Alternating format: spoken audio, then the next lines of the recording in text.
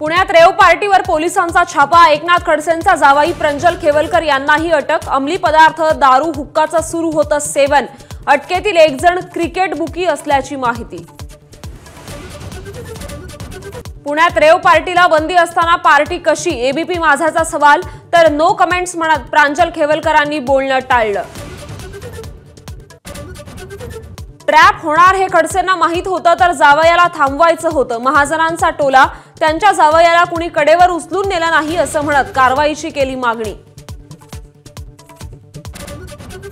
खडसे महाजनांविरोधात बोलल्यानं आणि सरकारवर तुटून पडल्यानं कुटुंबीय किंमत मोजतायत। खासदार संजय राऊतांचा आरोप, अख्खा भाजप म्हणजे रेव पार्टी असल्याचाही निशाणा, तर महाजनांवरही ताशेरे।